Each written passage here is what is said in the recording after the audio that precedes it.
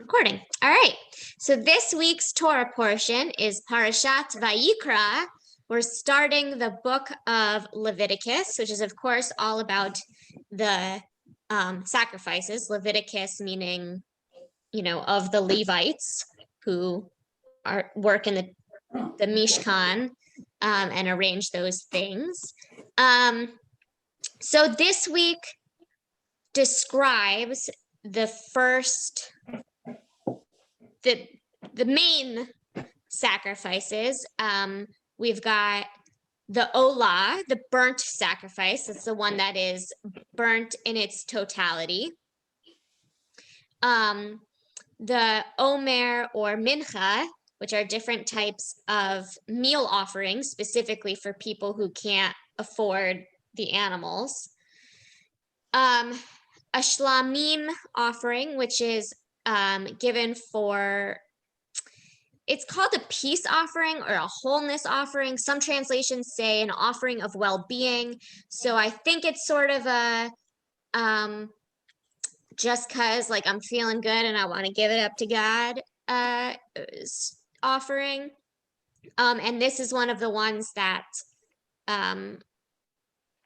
can be partially consumed. Like some of it is burnt on the altar as a pleasing odor for the Lord, but some of it is eaten. They get the holy barbecue leftovers. Then we've got the chatat and the asham, which are kind of similar. They're types of offerings given for transgression. So the sin offering, the chatat, is pretty general. It's like anyone who has inadvertently broken any of the commandments, whereas asham is specifically for something that like goes against God, or like they're kind of uncertain about how they like whether or not they violated a commandment, and it's a little harder to understand to me, but they were all clear to the people who had to do them. I think this was so much a part of their lives, and it's so much not a part of our life that it's hard to translate each type individually. But the long and short of it is there are different types of sacrifices for different reasons and different people. Like there's also I think it's one of the big takeaways I think of this parsha in terms of like big picture lessons of the Torah is how it is tailored for people of different means, that it is like very clear in this parsha that no one is expected to give the same thing as their neighbor. We understand that not everybody has the same means, but nobody is exempt from bringing something. Like you're still a part of the community, and we're going to work with you to figure out how to for you to give what you can. So there's the meal offering. There's like some things that you can bring like a goat or a bird. So there are like different class levels, and everyone is expected to bring whatever is within their means. So if you have an extra goat, you should bring it. It's like a taxing on your percentage kind of thing instead of a flat rate. So that's the parsha. Is there any place in particular folks want to start discussion? I was noticing when it talks about the bowl, for instance, it says that the whole is turned into smoke.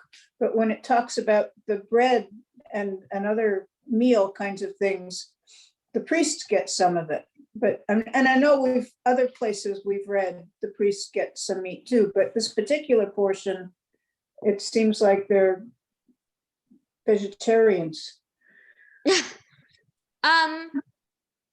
Well, no, but then hold on. So the first one is the burnt offering. So that's why all of that gets turned into smoke. Then we have the meals, but then let's go down and to the next section. So the sacrifice of well-being. They slaughter it, they do this and that. They turn the organs into smoke.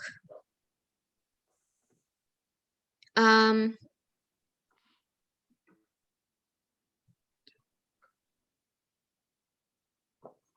up.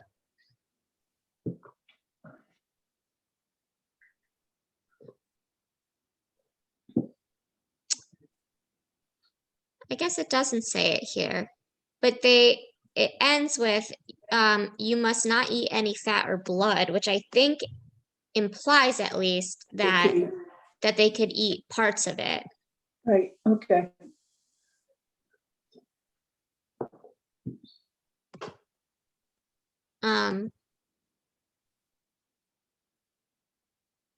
Yeah. Okay. And I know we've read other places where the priests are, because they have no land of their own, they're given stuff, but I thought that just struck me when I was reading this. Yeah. Yeah, it is interesting that it's kind of vague here. But it is the Ola I'm pretty sure is the only one because it's the thing that has to be burnt entirely. Is the only one that they can't have any of. And the other ones it's like it's very specific which parts they can eat and how much of it has to be burnt up first and blah blah blah.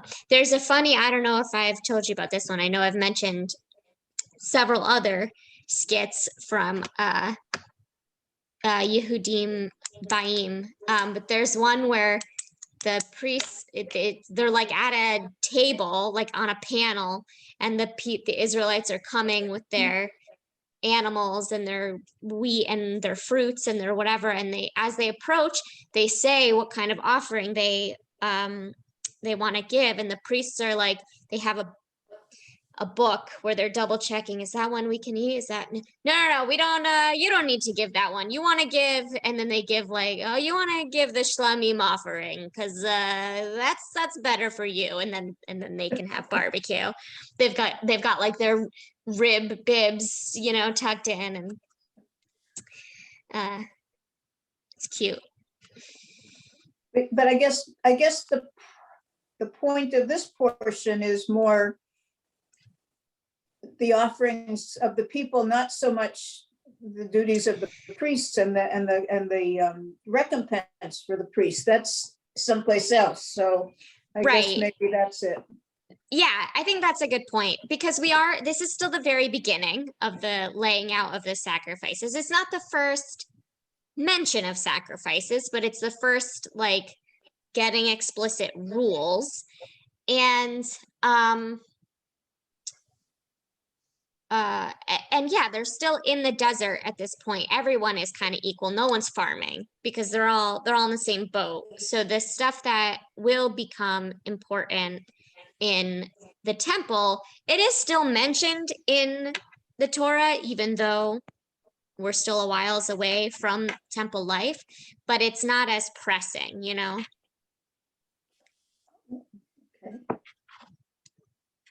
Hey, I everybody. hadn't thought of it before, but there's no talk about manna here. I mean, they are still in the desert. Are they still getting manna every day? So they don't have to, they're not eating meat and other things, or that's just at the beginning. I never thought about that before.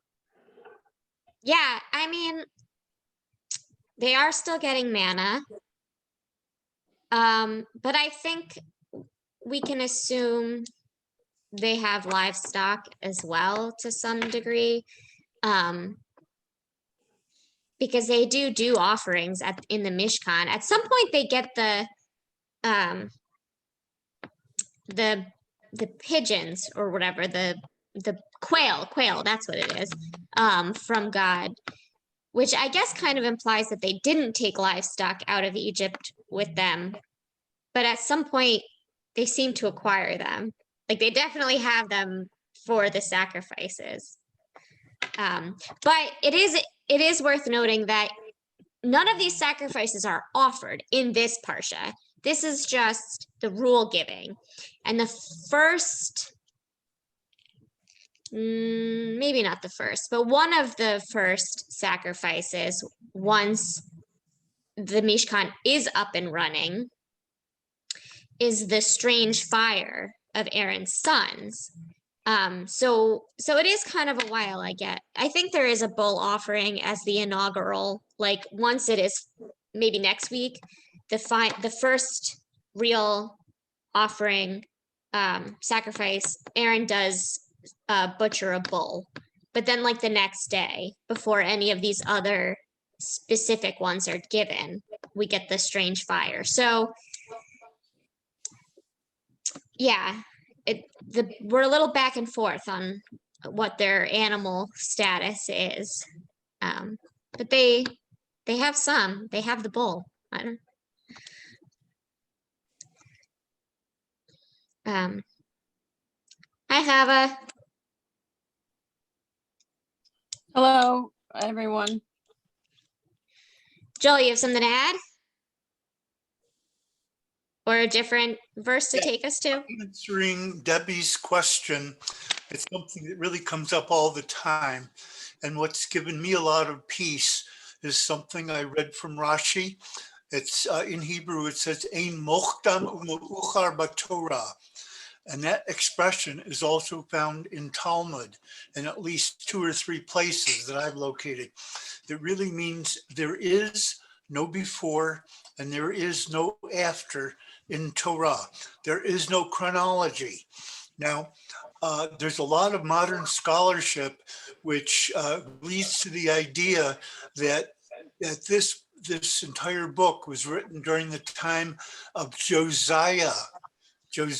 We're talking about around the time of the destruction of the temple. So, we're talking hundreds upon hundreds of years later. And the best thing I'm not being blasphemous here. I'm really following Torah. I'm following Machsheba Yisrael, Jewish thought. And the idea is this, just a quick analogy. I was watching something on TV a while ago and right in the middle, oh my God, there's the killer. He snuck into the house. He's sitting inside the closet. He jumps out and he slits the young girl's throat. And I'm going, oh my God. And all of a sudden she wakes up. I go, whoa, she was dreaming. Now, that's our complete doxology. In other words, I'm getting all worked up about something and boom, oh my God, it's just, it's a thought, it's a daydream, whatever it is. No, but I like that quote about the time, about that flow. So thank you. I like that.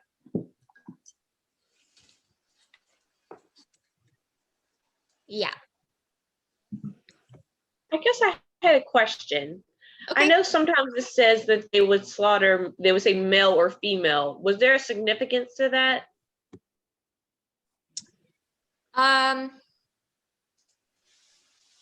Like, well, it might just be oh no, it does say male specifically in the Hebrew too. Izim Zachar. And 5:5 talks about a female from the flock. So yeah, it mentions it sometimes. 5. Let's see what. Oh, there's no Rashi on that. Woo! Let's see. Where was the other one I just had? For the male goat, 423.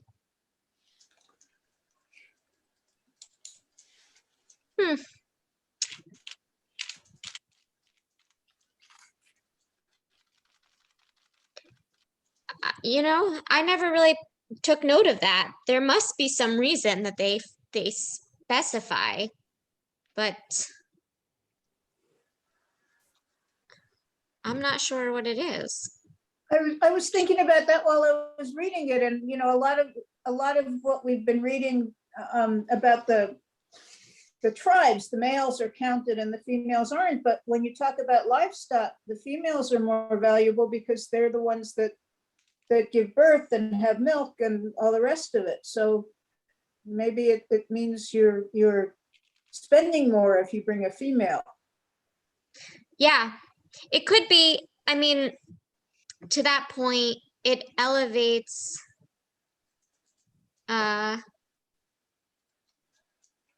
well, no, flock could be. Yeah, that it elevates the sacrifice.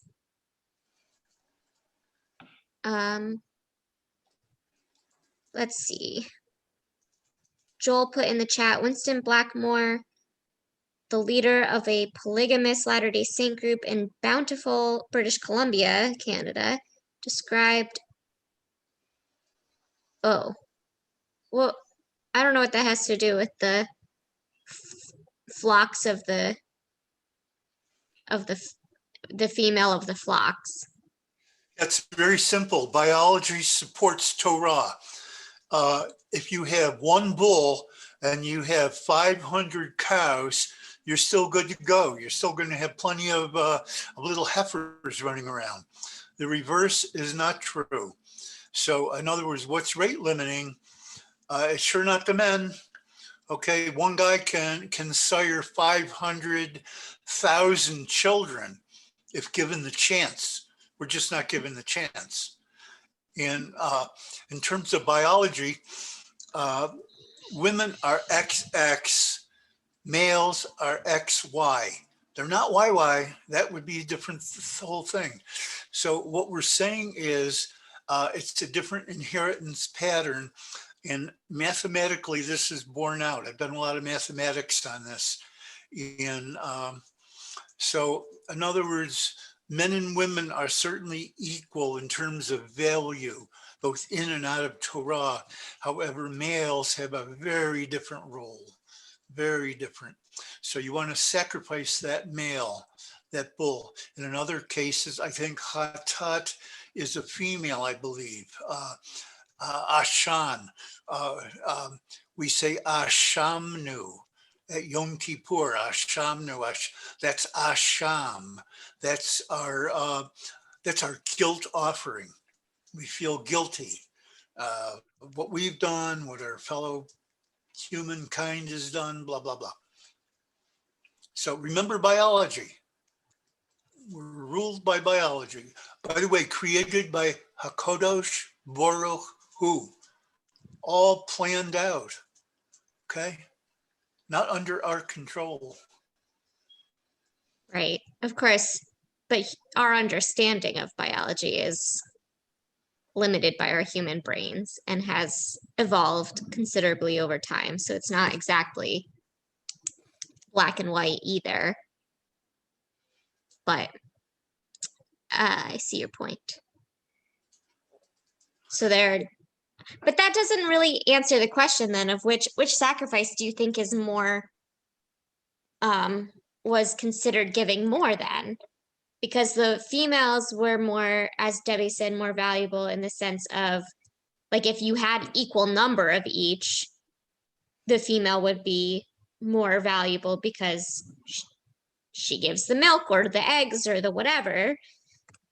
But then if you're short on males, you don't want to limit yourself too much because then you can't keep making more.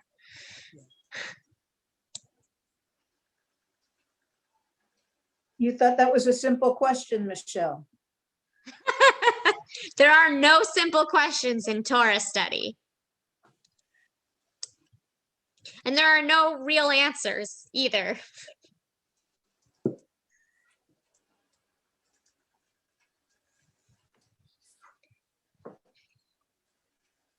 I picked up on something else about the dipping the fingers in the blood and sprinkling 7 times. I think we talked once before that was hearkening back to pagan religions that used a lot of blood. Is there anything more to that? 7 is a magic number in the Torah.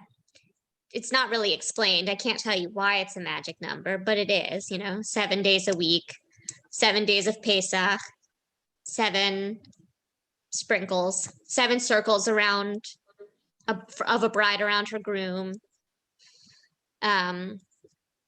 So there's that.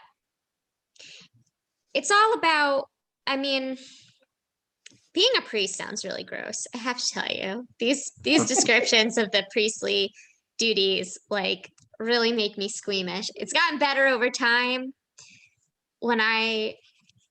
At the time of my bat mitzvah and like all of my adolescence, I was a vegetarian. And then especially like these rules just really grossed me out. But there is like power in the blood. That's why we don't eat it too, because it is the life force. So that's part of that's a key component of the sacrifice is like touching the blood and acknowledging that this being was alive and now it's not, because we have given it to God.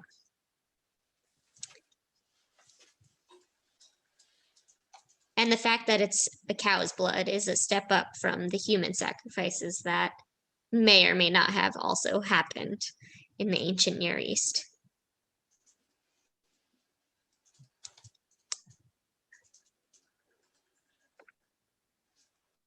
Didn't find anything.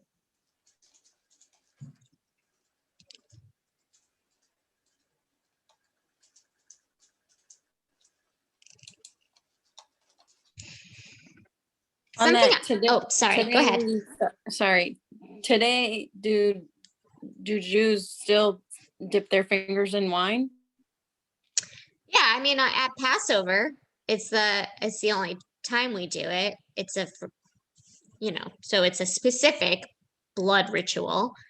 But when we tell the 10 plagues, you dip your finger in the wine and put a drop of blood on on your plate for each of the 10 plagues during a Passover Seder.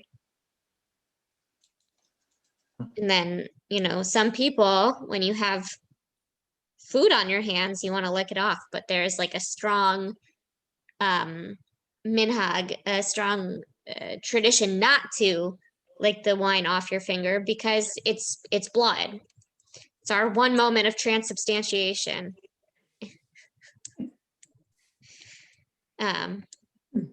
So yeah. Okay.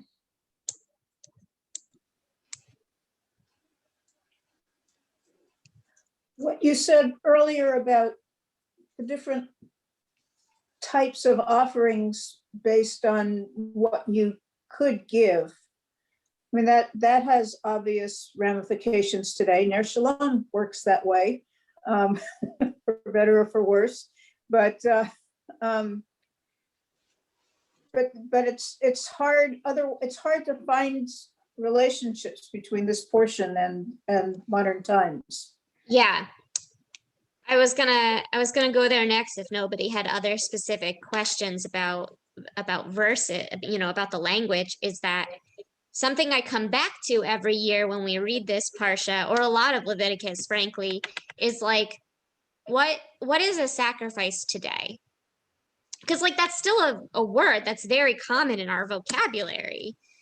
So how do we translate what the Torah means by sacrifice to what we mean today when we say it? And like how do we understand our acts of sacrifice as acts of worship?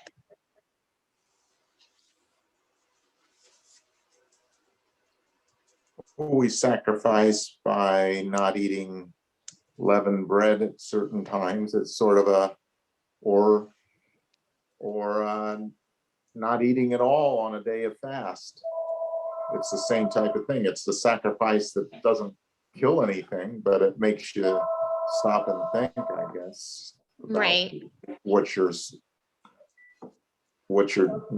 I want to say celebrating, but that's not the right word. Honoring. Honoring, yes. Yeah. Right, we'll leave Sunday. So those are still fairly physical sacrifices. That's not the only way we Right. use the term. True. Yeah, I think of it more broadly, like you're giving something up for yourselves for the greater good, and that could be your time, or in this particular Seder event with Passover, you're doing something that makes you remember that helping other people is needed, because life wasn't always so sweet. Right. Yeah.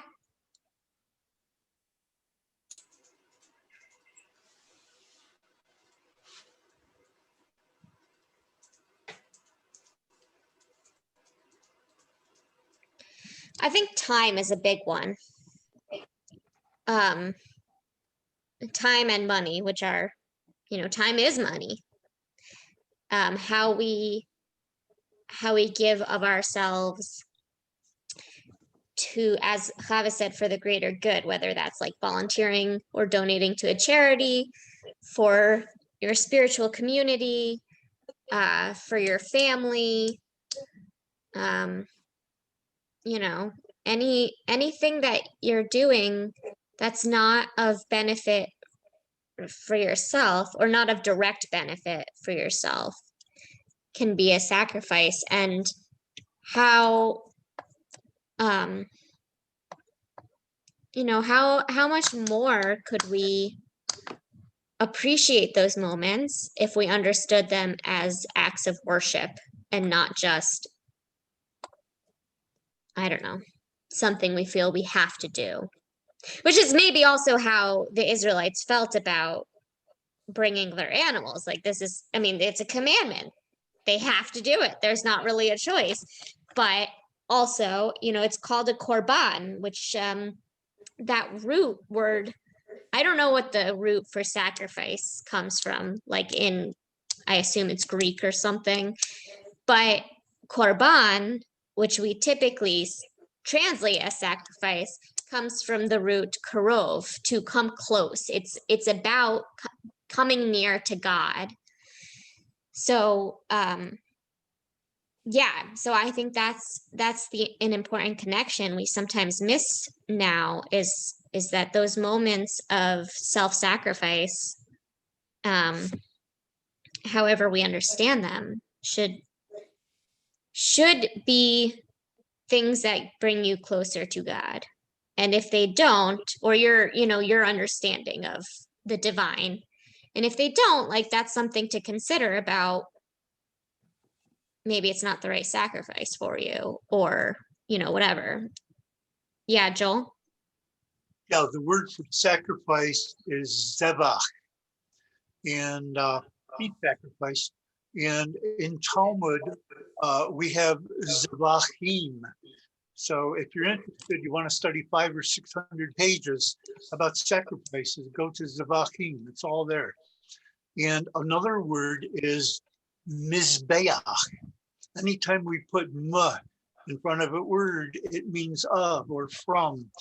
So this means from the sacrifice, the mizbeach. Mizbeach is the altar. So the altar is the place where I'm going to bring the sacrifice. And all of these words, they cannot be Greek, because we didn't even know Greek. No, I meant the word sacrifice, like our English word. What's its root? Oh, okay, so that's sacerdote would be the Latin. Okay. So I just wanted to share with everyone here what's so fascinating when we look at the Hebrew Torah, or we hear people throw out words. Those words are so related. Many times I can study one or two words. It takes me hours, literally hours. And I can come back to concepts that are just so far beyond us. And just have anyone heard of the Targum?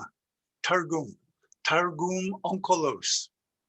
All right, so from time to time, I'm hearing in Jewish circles, they're bringing a meaning from the Targum, from Targum Onkelos, Targum Yehonatan, and many times we don't even know, hey, what are you guys talking about? Nobody's explained this to me.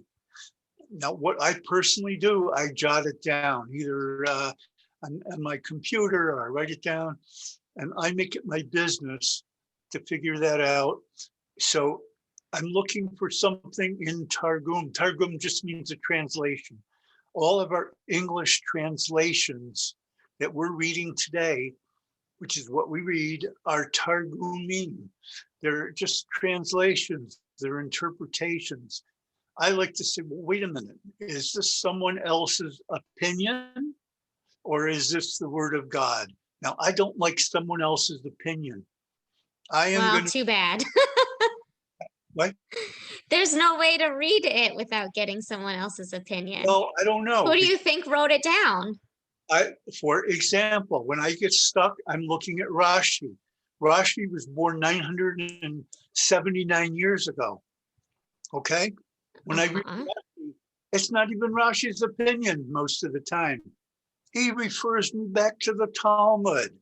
Oh my God. So if people have been poor, so just about the Targum. So the Targum, I very recently found out, by the way, I have copies of the Targum in Hebrew. It's originally written in Aramaic, and I have the Hebrew transliteration. So it looks like Hebrew, but it's not.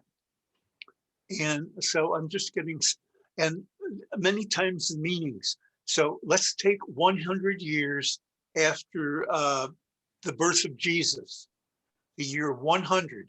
I'm talking about 1900 years ago. And I'm reading the Targum, and I'm sure everyone's heard this. Do not boil a kid in its mother's milk. I'm sure everyone knows that word for word. Okay, I say, hey, I never do that. I mean, you know, I don't even, what am I going to do? I don't have any pots that big. I'm not going to do that. But when I look at the Targum, like back in the day, 1900 years ago, no one understood Hebrew either. So there was a guy who his name was, his job description was, he was one of the Targumim. Targumim means he sat there and translated. From what they're reading in the Hebrew, he's telling people in English. So here I am. Aramaic. In Aramaic, yep. So he says, oh no, this verse, don't boil a kid in his mother's milk. The Aramaic says, do not eat milk with meat. Oh my God, we're ahead of them. We know more than they know. Like I was always under the, you know, oh my God, my ancestors, they knew so much. I better get busy. I better stop being lazy. I better catch up a little bit. No, it's like today.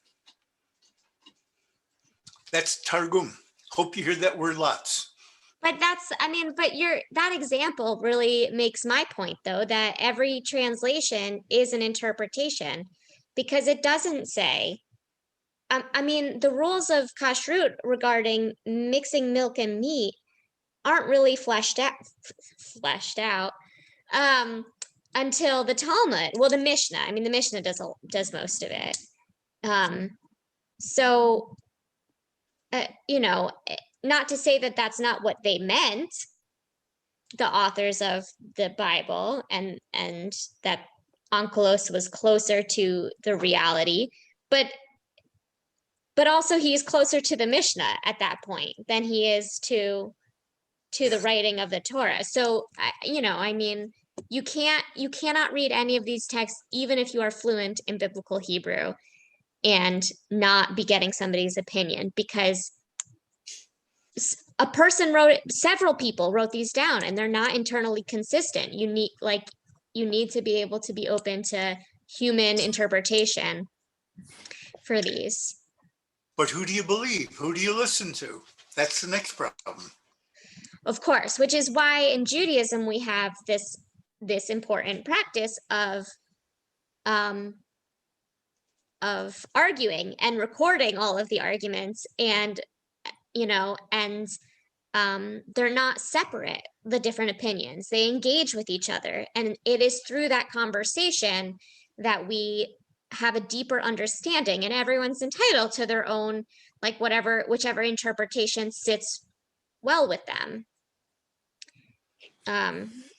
So yeah, I think that's the beauty of Judaism, is that we understand that, like, inherently in our relationship to our text. Of course, there's still orthodoxy, and there's still Karaites who do say it literally means do not cook a kid in your mother's milk, and they eat cheeseburgers as long as it's a goat cheese and a beef burger, so like, I just think to say you can read the Bible literally is selling yourself short. I mean, you're missing so much richness, because it just can't be done. So by claiming that you are doing it, you're missing out on half the possible understandings. So speaking of different understandings of sacrifice, I just wanted to add that I think of it as another term I encountered once, which was community efficacy, which is this idea of doing things, usually positive things, that when other people see it in your community, it generally has the documented, the scholarly documented effect of leading people to do other good things. And so you're kind of creating this whirlwind of like positive energy, and overall, even if it's, small, like, for example, if I were to go decide that on my walk today outside, I was going to pick up trash in my neighborhood, I would consider that a sacrifice. And Wear gloves. Right. And I think that if someone saw me doing that outside of their window, they'd probably be inspired to straighten up their yard, maybe, or make sure to pull in their garbage pails after a trash day, or I don't know, maybe paint their shutters or something, so that they can, add to the positive effect of the neighborhood. And that's what I think the concept of sacrifice is really trying to lead us into. That fits very well with the idea of tikkun olam, of repairing the world. And it's easier for me to think of the good deeds that I do as tikkun olam as opposed to sacrifice. I mean, I suppose when David and I go and do the vaccine clinic, help out, we are spending our time there rather than someplace else. So in a way, we're sacrificing our time, but I don't really think of it as a sacrifice. It's the positive part, as opposed to, and somehow sacrifice means you're concentrating on what you're losing as opposed to what you're gaining, seems like, almost.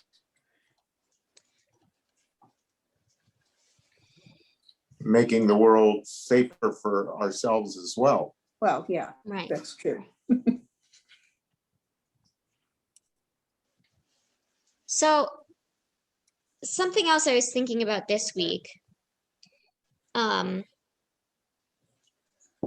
I don't know how much I've really thought about this before, but on this topic of like what it means to sacrifice these days, is I was thinking about how the root word for worship, specifically temple worship, is the same as the root word for work, avodah. And we don't, because it's pretty specifically about temple worship, like in our High Holy Day service, there's an avodah portion that is about the temple is Yom Kippur specifically, I think, has the temple remembrance portion, or it's one of the my prayer book's not by my side, but it's one of the sections in the Amidah. If you ever notice the English readings after we do the first three blessings, it's, I'm not going to remember the order, but Kedushat Hayom, Avodah, Hoda'ah, and Shalom. That it's, the blessing is like, return us to Jerusalem, blah, blah, blah, wherever we are, we serve you. Some kind of remembrance about the temple as well. But we don't generally call prayer avodah, like our full service isn't that. But I think I want us to think more about that connection of like doing work that benefits others, that benefits the world. Like it is work and it's an act of worship, and that those things can be done together and they elevate all of us.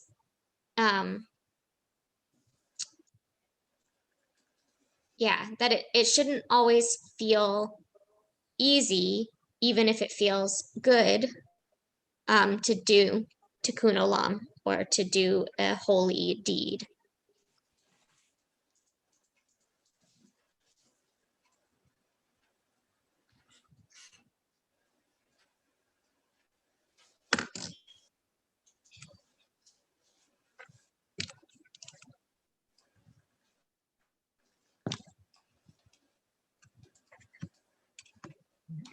Well, work can feel good. I mean, that it's not Yeah, opposite. but it's not easy. Like it's active. Okay, yeah. Okay, I see where you're going with, if you're talking about prayer and worship and, yeah, okay. Like our worship, the synagogue prayer is not active in the way that offering a sacrifice was. I have to imagine that was a workout for the priest slaughtering a full-grown bull. But I remember friends of mine in college went in on what kind of animal was it? I don't think it was a bull, maybe a sheep. It was definitely a kosher animal because I ate some of it with them. So it wasn't a pig, but I don't remember. Anyway, they went in on it together and they went to the farm and slaughtered it. And it took like 6 of them, 6 men to do it. Grown big farm animals, it's a lot of work to cut them up and carry them around. And these priests, it's physical labor. Anyway, that's an aside. I lost my train of thought. The point is, I think it's good for us too to think about the active acts of tikkun olam also as an act of worship.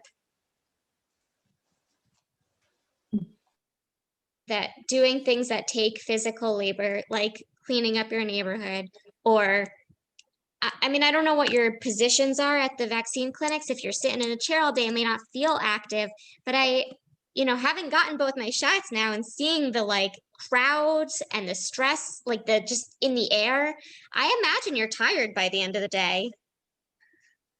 So, that's work. That's an act of avodah.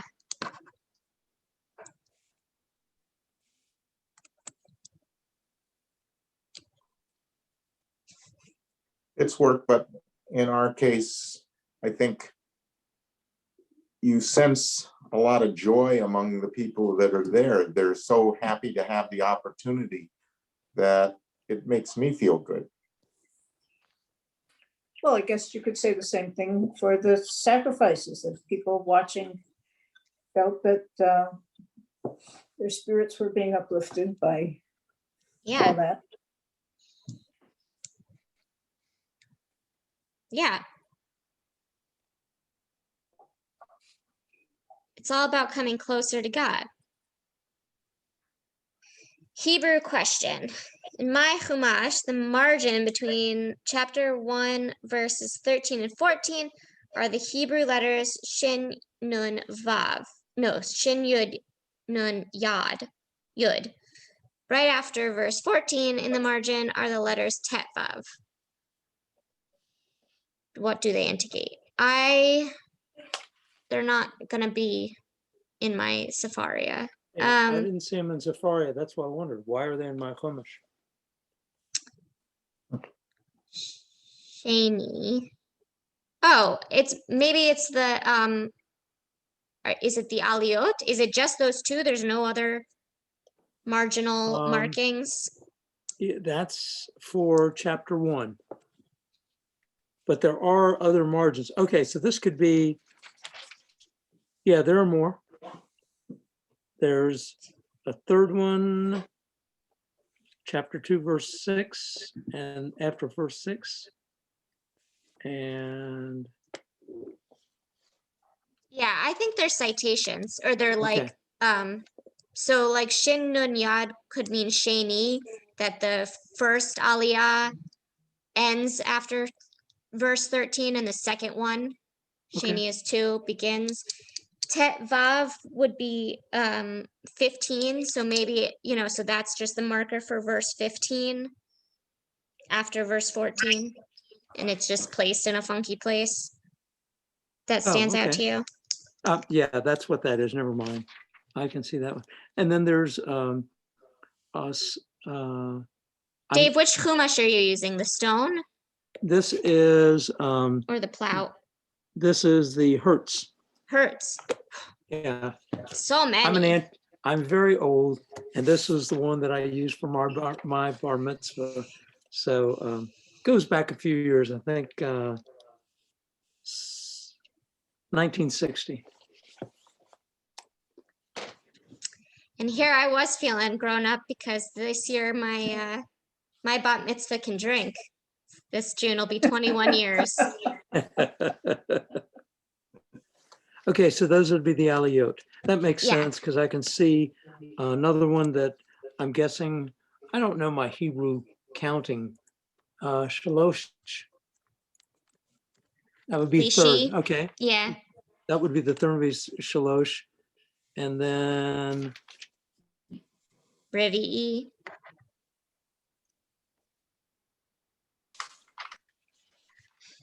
goodness, no more? Maybe it's just those 3? There should be 7. I would think.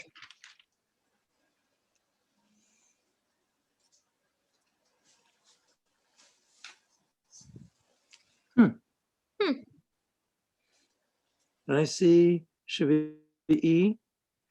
And then That would be the last one. there's another one. Mem, it's hard for me to read because it's so tiny. Let me get my magnifying glass.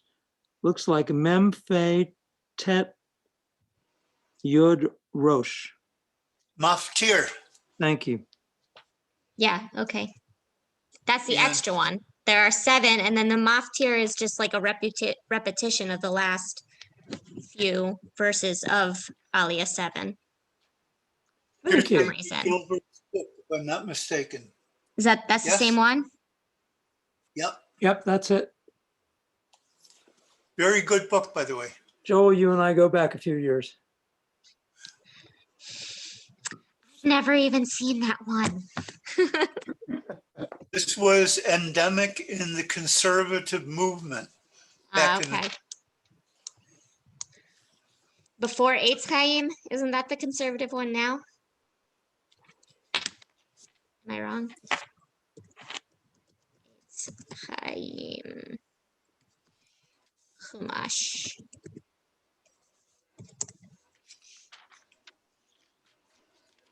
Rabbinical Assembly, yeah.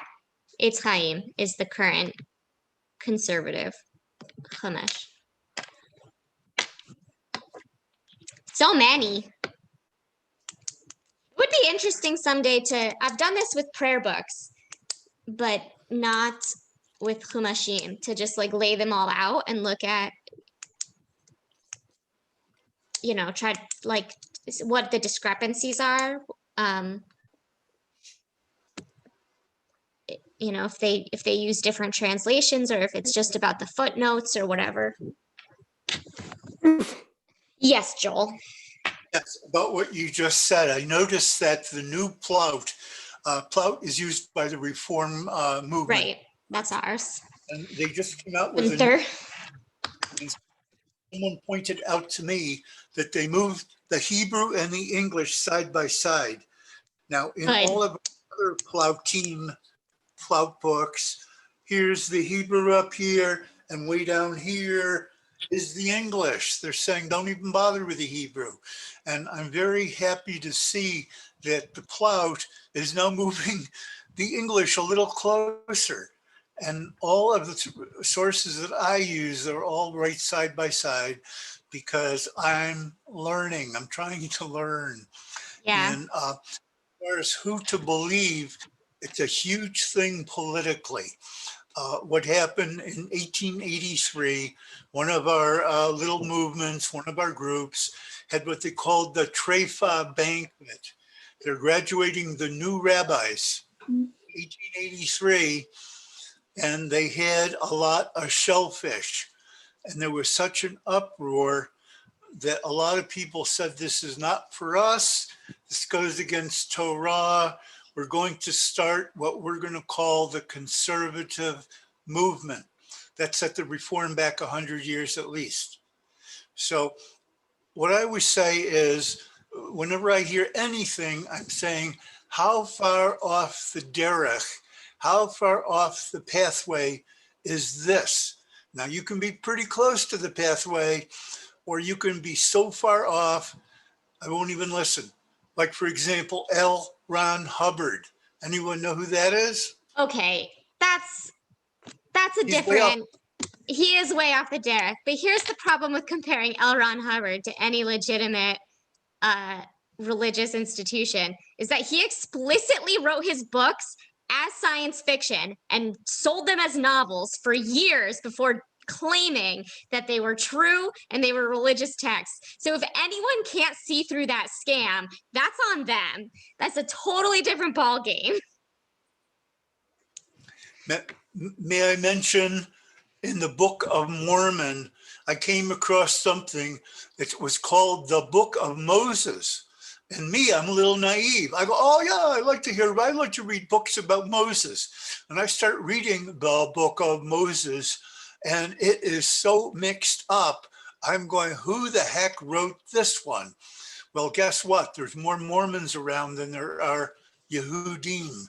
So people they actively proselytize. believe. So I think it's our job to use our brains to kind of come up as close as we can. No, we're never going to hit it on the nail. It's too difficult. I'll also just say though, Okay. oh, sorry, go ahead, Chava. It's okay. I was gonna try to take us back to is it called Parshiot? That's plural, Parsha. Parshiot. Perfect. Parsha. Yeah. If we can try to go back there, but this idea of sacrifice, and I listened into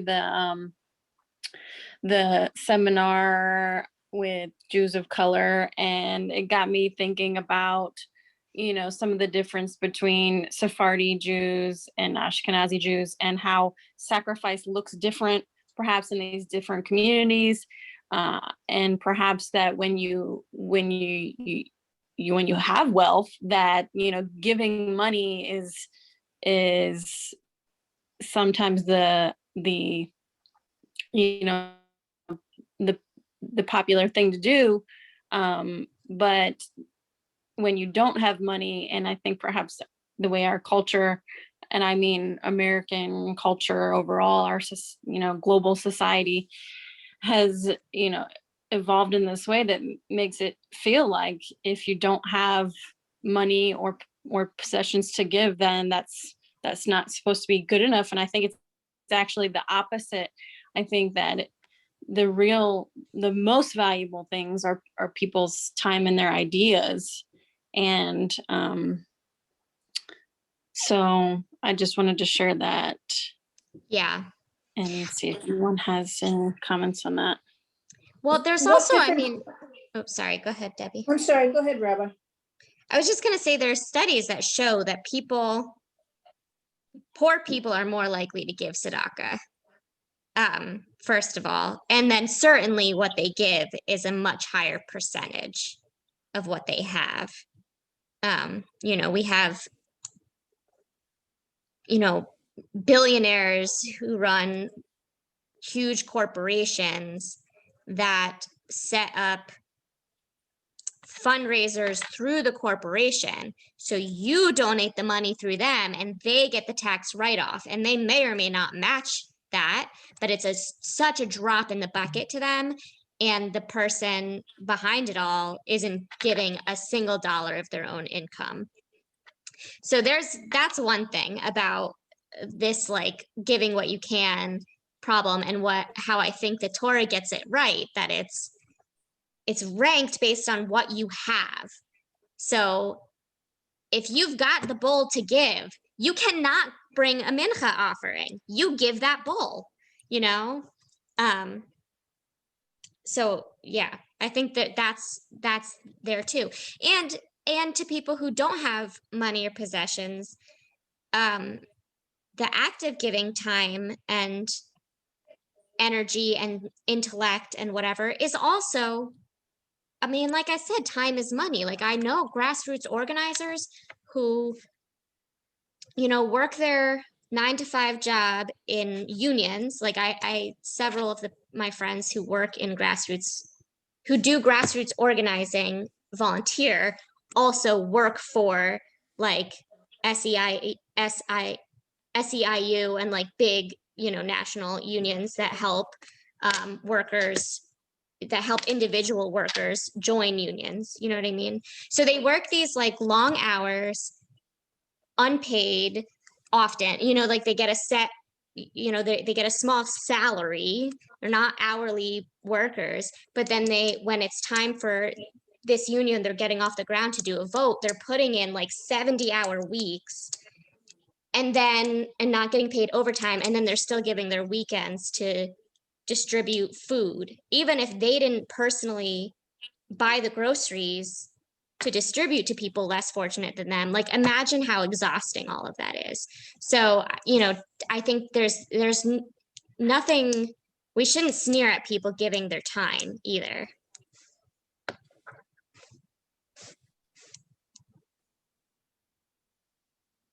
Debbie, did you want to say something else? I just was curious what differences Hava saw between Sephardic and Ashkenazi ideas of sacrifice. I mean, I know there are different food customs and all, but I'm not sure what I'd like to know.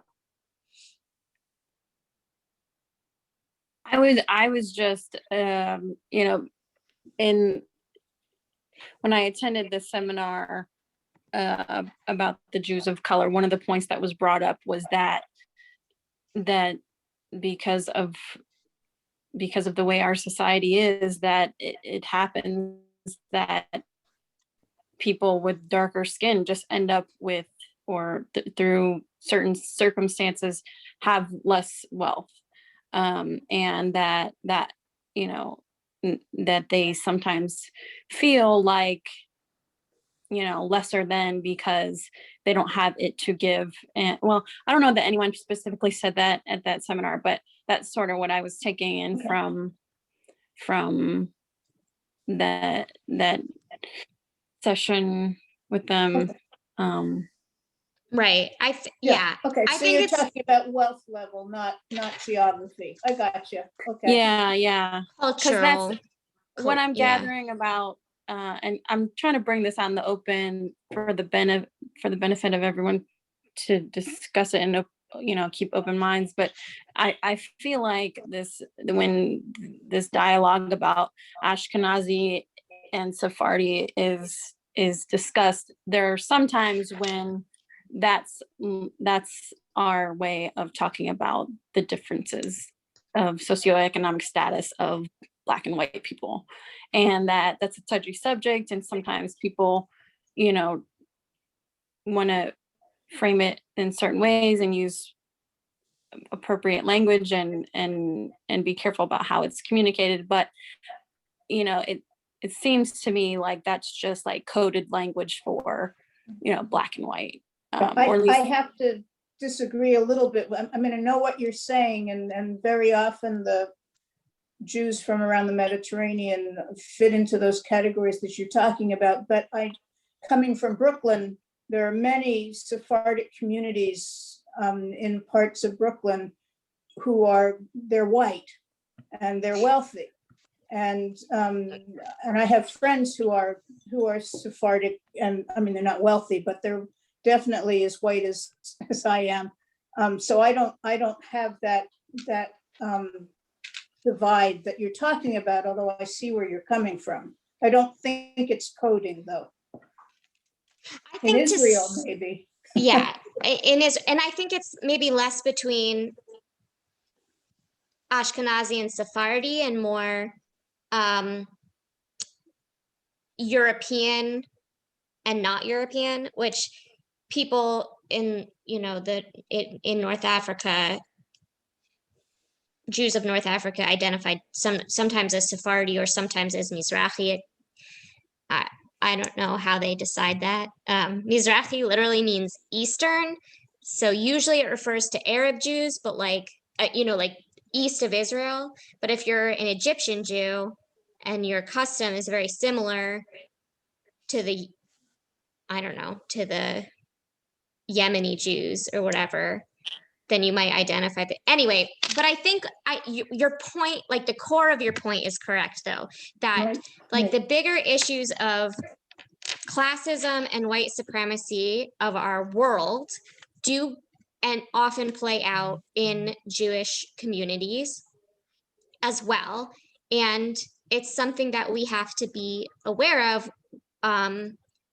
when we talk about things like wealth and power and political power. I mean, the reform movement is very involved in social action, in you know, like lobbying and marching and things like this. But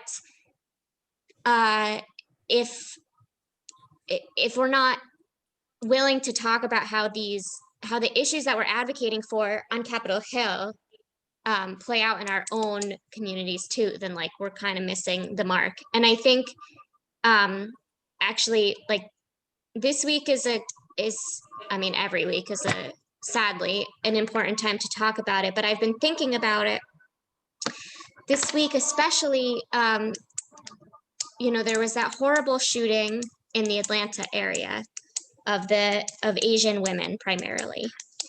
And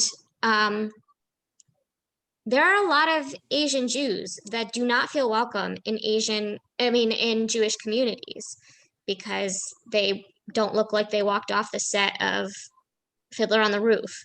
And when they walk into a synagogue, people question them. And I think like, obviously that's a far cry from shooting people, but I think like anti-Asian racism often goes like under the radar because of all the like model minority myths, and we want to pretend like it's friendly racism, but like we shouldn't be waiting for violence to outbreak before we take people's concerns about unequal treatment seriously, and that starts at home.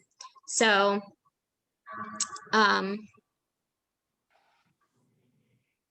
yeah, I just put that out there too. Well, thanks for clarifying that Yeah. topic. And yes, Joel is right. There are also lots of Ethiopian Jews in Israel. There are Jews from all over the world. There are Jews of every race and every socioeconomic strata.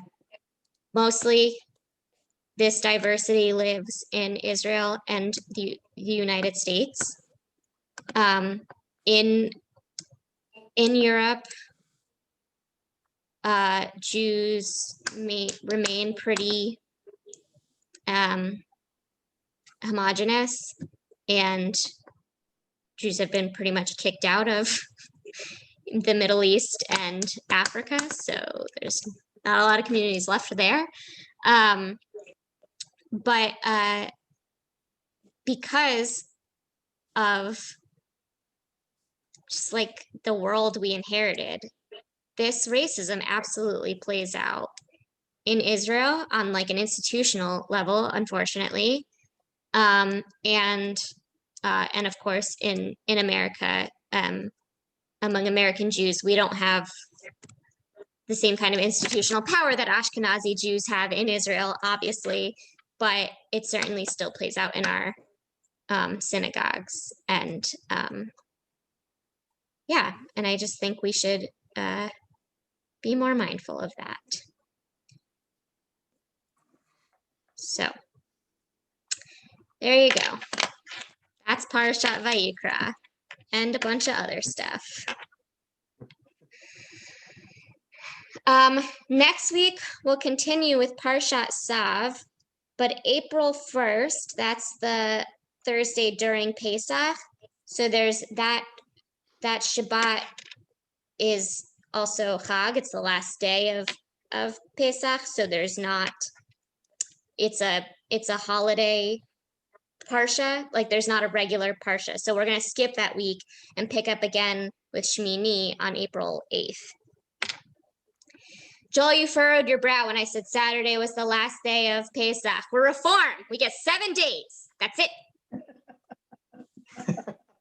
And even if you had 8 days, that Saturday would still be a holiday Parsha. So I have one quick question before we all go. yeah. I got Debbie's e-kibitz, and it mentioned that Pesach was on Sunday, but we celebrate it next week. And so, like you said, it's a week, but what? It starts not this Saturday night, but next Saturday night on the 27th. That's the Saturday night, right? Yeah, the 27th. And then we're going to do our community Seder on the 28th. And then April 3rd is the last day. And we'll close out Pesach that night with a holiday trivia. I finished the Kahoot. Here are your 3 topics. Of course, the first one, as always, is the holiday itself. So general Pesach knowledge. Second category is freedom fighters, you know, like Moses. And the third category is flatbreads from around the world. So it'll be a Tava, fun I'm holiday. sorry, I was just trying to make sure that when I mentioned Passover, nobody thought it was this coming weekend. So I was trying to differentiate. Maybe I did a bad job of it, but I was trying to say it's not this coming Saturday and Sunday, but it's the Next. following Saturday and Yeah. Sunday. But you're right, it's 2 different weeks. You're right. Yes, Joel. Yeah, for Debbie, there's an interesting historical note. You know, we cannot have Passover, Pesach, until first we have to have the vernal equinox, day and night is equal. Number 2, we have to wait until the full moon. And just coincidentally, the Catholic Church also relies on this for setting Easter. Easter would be the Sunday after that. And throughout the Middle Ages, a lot of times the Catholic Church was getting very annoyed because they had to go to the Jewish folk and ask them when Easter is coming up. Oh, irony. Right before they Good for pogromed the something. whole city. Anyway. Well, have a great weekend, everybody. We'll see you next week. Thank you, Rabbi. Bye. Bye, Thank everybody. you.